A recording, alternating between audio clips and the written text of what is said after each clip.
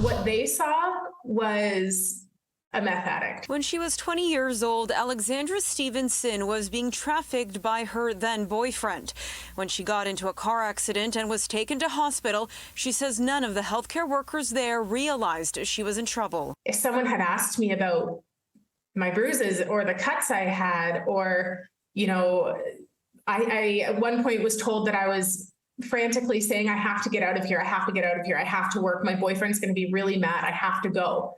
Like, that alone should have set off red flags. Because I did have drugs in my system, I just kind of got chucked in the throwaway pile of, well, this is just someone going down a bad path. There's a new initiative to try to prevent what happened to Stevenson.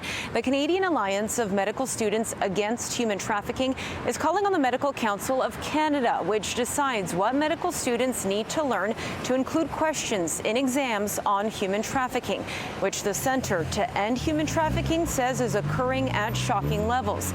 It says 90% of victims and survivors are women and girls, 86% are Canadian, just over 20% underage. Most cases aren't reported to police. There is no formal education in medical schools for future physicians to learn about human trafficking. Daniela DiFrancesco is the National VP of Advocacy for the Canadian Alliance of Medical Students Against Human Trafficking and a fourth-year medical student at UBC.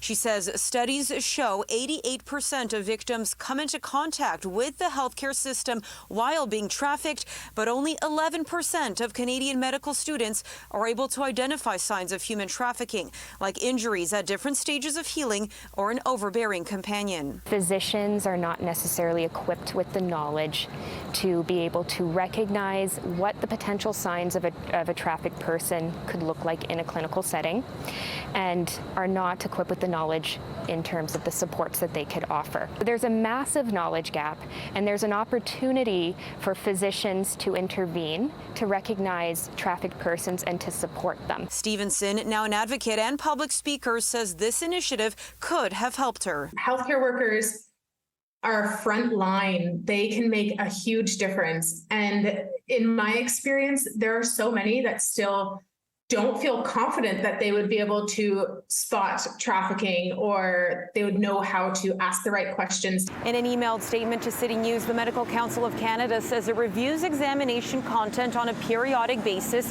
to ensure it reflects priorities in Canadian healthcare. It adds it has been in touch with DiFrancesco's group and invited them to submit a proposal for consideration.